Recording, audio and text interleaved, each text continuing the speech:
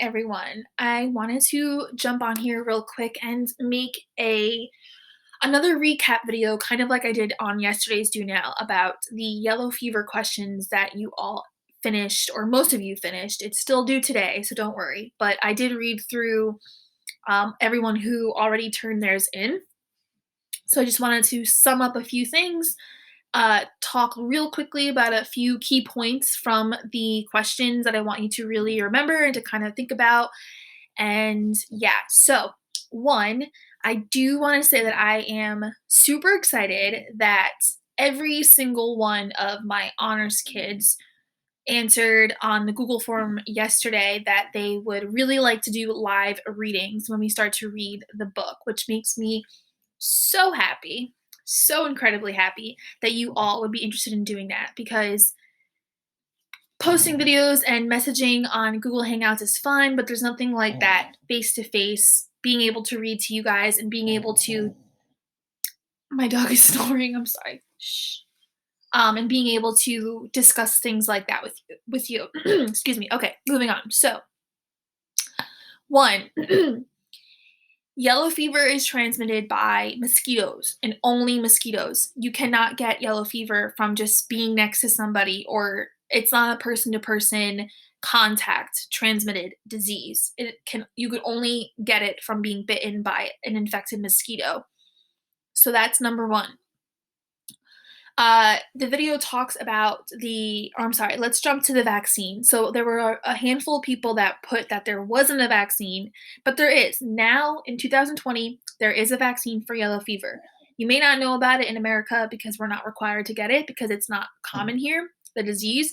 But in countries like South America and Africa, it is a recommendation and maybe even a requirement. So there is a vaccine. There wasn't during 1793, but there is one now.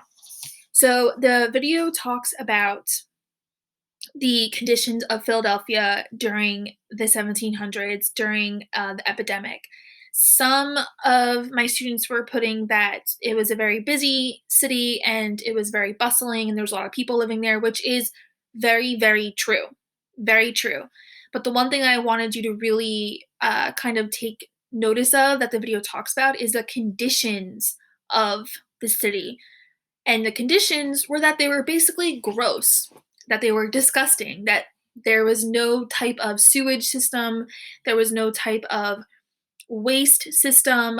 Imagine what your neighborhood or your street would look like and smell like if there was nowhere for our waste to go except for in the street, and there was nowhere for us to put our garbage except for in the street.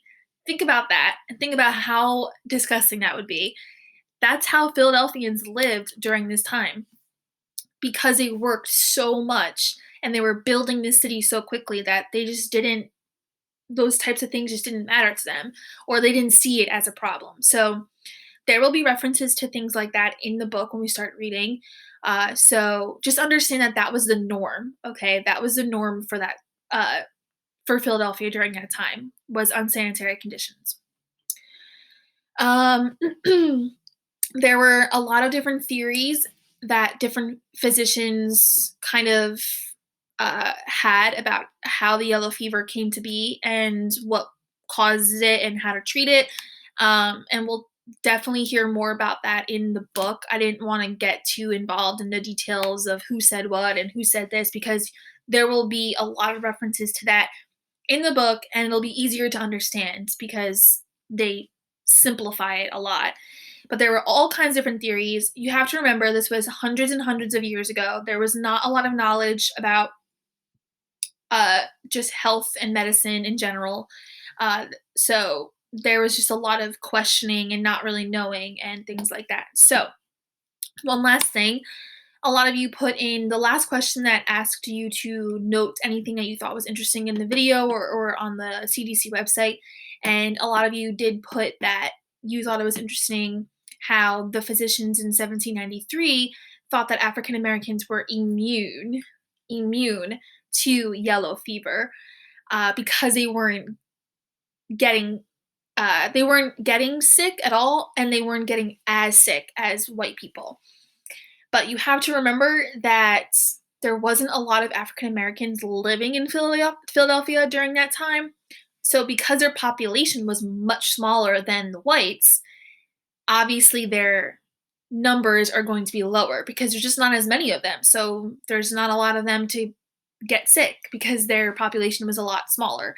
And we can talk more about that as we start to read, but I'm glad that you all picked up on that. It kind of slipped my mind for some reason, but that sort of mentality is going to be important when we start reading. So I am probably going to do these quick little recap videos once or twice a week, especially after an assignment that we don't get to really discuss with each other and you kind of just submit it and move on. I want to make sure that we revisit these things because I give them to you for a reason because they're important.